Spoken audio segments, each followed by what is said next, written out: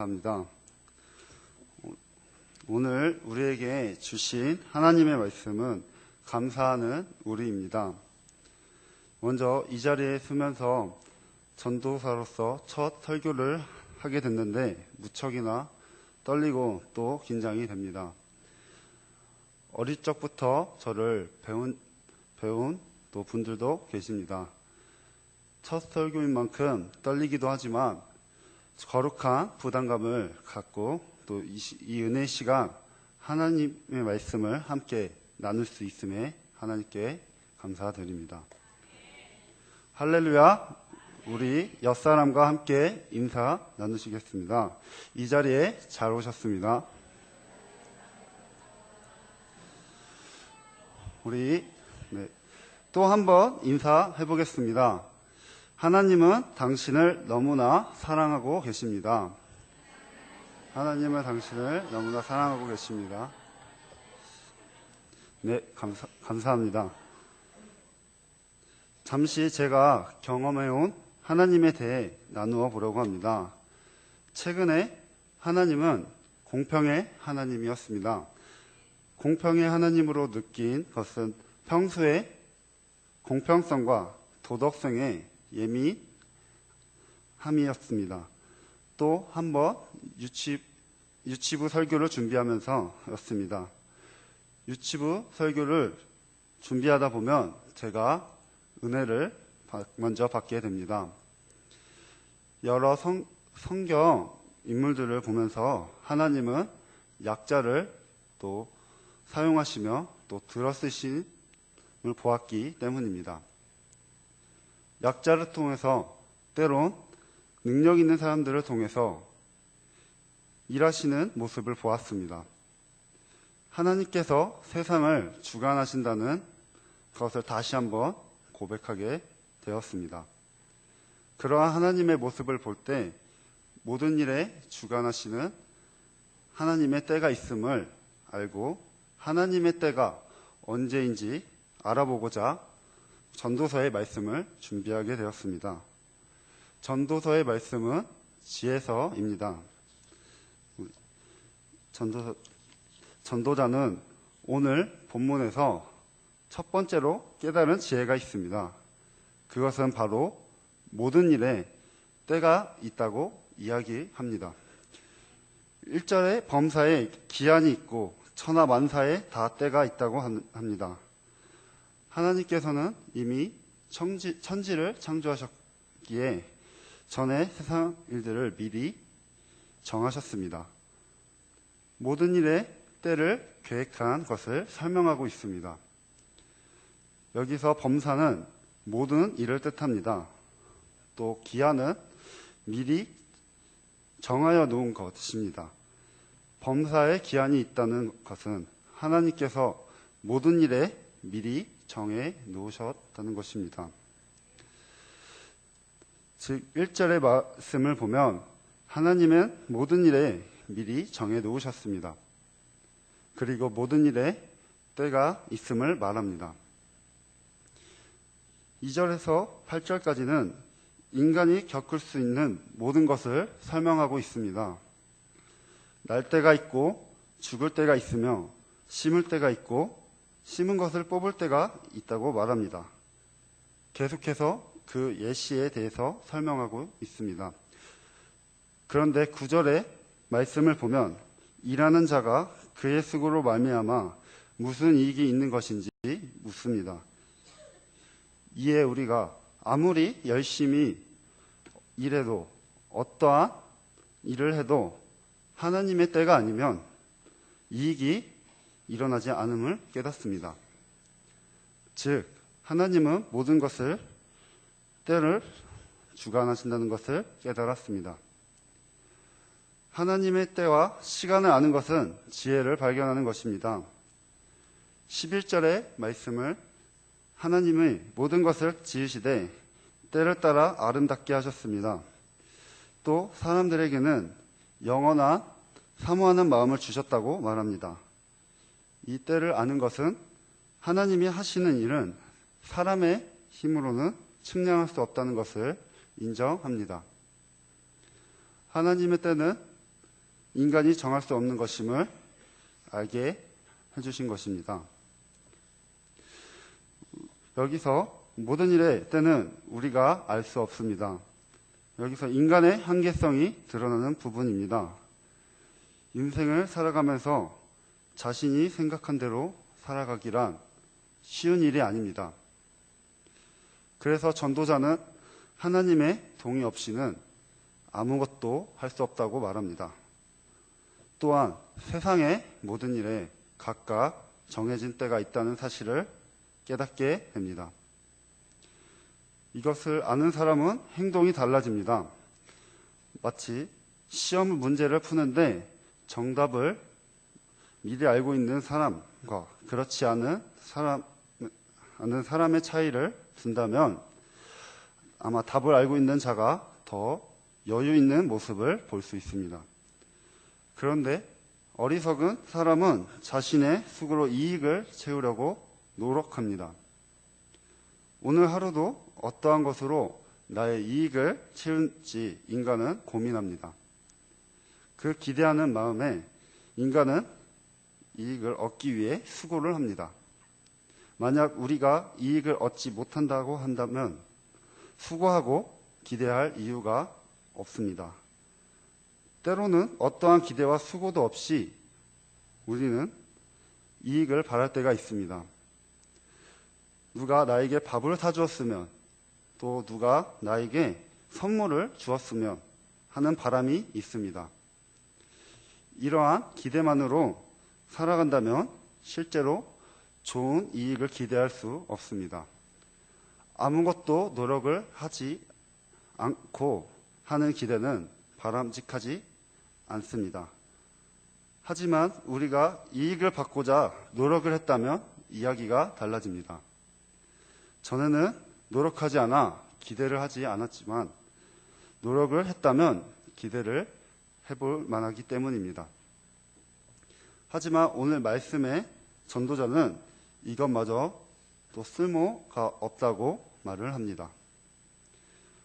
그러나 우리는 모든 것이 하나님에게 달렸다고 해서 모든 희망을 다 버려야 한다는 것이 아닙니다.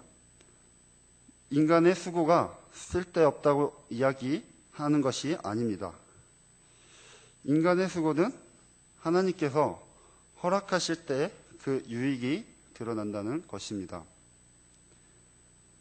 아름다운 때, 노고를 주실 때를 통해 하나님께서 주관하신다는 것을 인정하는 것이 우리가 지녀야 할 지혜이겠습니다. 우리는 그 일들에 대해서 기대하는 마음과 또 하나님과의 관계를 더욱 발전해 갈 수 있습니다. 두 번째로 깨닫는 지혜는 하나님께서는 인간의 모든 일을 주관하시고 개입하신다는 것을 아는 것이었습니다. 13절을 읽어보시겠습니다. 시작. 사람마다 먹고 마시는 것과 수고함으로 낙을 누리는 그것이 하나님의 선물인 줄 또한 알아. 아멘. 여기서 먹고 마시는 것과 수고함으로 얻는 대가가 인간이 누릴 수 있는 당연한 것이 아님을 깨달아야 합니다. 먹을 수 있는 것, 마실 수 있는 것, 수고했을 일들에 합당하고 정당한 대가를 얻는 것은 그것을 허락하시는 하나님께 달린 문제였음을 깨닫는 것입니다. 그런데 어리석은 사람은 사람이 먹고 마시는 것 모든 것이 선물로 준다는 것으로 주신 것입니다. 그런데 내가 노력으로 내 수고로 마치 다 얻은 것처럼 여기면서 사는 교만함은 지혜가 없는 사람입니다.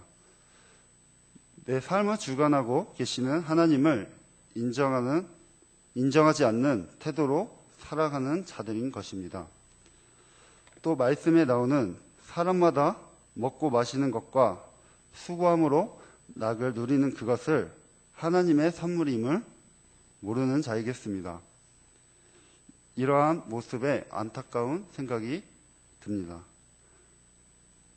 하나님이 나에게 사소한 모든 것부터 직접 주관해 주신다는 것을 알고 있는 자라면 그들의 행동에 여유가 있을 것입니다. 풍족하게 채워주시는 하나님이 계시다는 것을 믿기 때문입니다. 하나님께서는 우리가 이제껏 살아온 것까지 지켜보시고 또 돌보아 주셨습니다. 그런데 우리는 이를 알지 못한다고 합니다. 예수님께서 10명의 문둥병자를 고쳐주셨는데 한 명이 돌아와서 감사 인사를 했습니다. 나머지 9명의 사람들은 그에게 벌어진 엄청난 일을 당연하게 생각한 것입니다. 그렇기에 감사할 줄 몰랐던 것이 그 9명의 사람 자신의 베풀어진 은혜에 대해서 감사하지 못하는 사람은 참으로 어리석어 보입니다. 그런데 이 어리석은 모습은 우리 인간에게도 잘 나타납니다. 비록 문둥병자처럼 고침을 받는 기적이 아니더라도 하나님께서 우리 삶에 주시는 것, 먹는 것, 입는 것을 받았음에도 불구하고 감사하지 못하는 것입니다. 이것은 우리가 마찬가지로 어리석은 모습으로 볼 수 있겠습니다. 그러나 지혜로운 사람은 하나님께서 우리가 마실 것, 입을 것, 일한 것에 대해서 대가를 허락하시는 분이라고 믿는 사람입니다. 그들은 작은 일에 감사하며 살 것입니다. 하나님께서 베푸신 은혜임을 알고 있기 때문입니다. 그러므로 이 두 가지 지혜를 깨달으며 함께 살펴본 우리는 어떻게 살아야 하겠습니까? 무엇이 지혜로운 성도의 모습이겠습니까? 당연히 하나님의 지혜로 감사하며 모든 일이 하나님이 허락하신다는 것을 믿어야 합니다. 그 사실을 믿음으로써 우리는 감사할 수 있고 또 다시 믿을 수 있게 됩니다. 하나님을 믿는 것을 의심할 때 이제껏 하나님께서 우리에게 베푼 은혜들을 때로는 우리가 잠시 잊을 때가 있습니다. 이제껏 하나님께서 우리에게 의심할 때가 있지만 그 의심은 사탄이 주는 것이라고 말합니다. 감사로 하나님께 그럴 때 우리는 더 가까이 나아갈 수 있기를 바랍니다. 하나님과의 관계에서 가까울 때일수록 우리는 잘하고 있지만 방금 아까 말했던 사탄이 주는 의심은 갖지 않기 위해서는 우리가 평소에 꾸준히 감사하는 반복된 감사, 하루의 감사로 하는 마음을 가지시기를 바랍니다. 이러한 훈련이 잘 되어 있다면 사탄의 어떤 유혹과 공격에도 감사로 이겨낼 수 있습니다. 저도 사소한 일에 감사하는 일은 참 쉬운 건 줄 알았습니다. 반대로 큰 일에 감사하는 것은 어려운 일인 줄 알았습니다. 여러분, 큰 일에 감사하는 것이 쉬울지 작은 일에 감사하는 것이 쉬울지 생각한다면 어떤 것이 쉽겠습니까? 네, 큰 일이 쉽습니다. 하지만 작은 일에는 감사하는 것은 쉽지 않습니다. 왜냐하면 작은 일에 감사하는 것은 왠지 당연한 것에 감사를 하는 것이야 라는 생각이 들기 때문입니다. 이때 모든 일에 주관하시는 하나님을 기억한다면 우리는 사소한 일에 감사를 할 수 있습니다. 감사를 통해 더욱 감사에 집중할 수 있습니다. 하나님은 지금도 우리를 바라보시고 우리의 마음까지도 지켜보고 계십니다. 이럴 때 저희는 하나님께 어떠한 행동을 해야 하나님께 아름답게 인정받을 수 있겠습니까? 아마 저는 사소한 일에도 감사할 수 있는 모습에 하나님께서는 우리를 아름답게 여기실 것입니다. 무엇을 먹고 마시든지 수고를 통해 결실을 허락하시는 하나님께 감사할 수 있는 것입니다. 은혜를 하나님께서 허락하신다는 것을 알았기에 또 알았기 때문에 즐길 수 있습니다. 무엇을 먹고 마시고 감사할 것이 하나님께서 나와 함께 하시기에 13절에 나오는 그것이 하나님의 선물인 줄 또한 알았도다 라는 말씀을 통해 여기서 전도자는 선물의 진정한 의미를 깨닫습니다. 지혜로운 사람과 어리석은 사람이 선물을 받는 데는 차이가 드러납니다. 어리석은 사람은 선물을 받았음에도 구체적으로 무엇을 내가 어떻게 받았는지 알기 어려워합니다. 전도자는 하나님의 지혜가 있어야 진정한 선물의 의미를 알 수 있다고 합니다. 사랑하는 성도 여러분, 우리 함께 본 두 가지의 전도자가 깨달은 지혜를 통해 얻은 것은 무엇인지 되돌아본다면 우리는 감사하면서 살아야 하는 것이겠습니다. 이에 감사하는 것을 깨닫고 이러한 감사가 나온 것이 하나님이 주신 지혜를 통해 소임을 알 수 있습니다.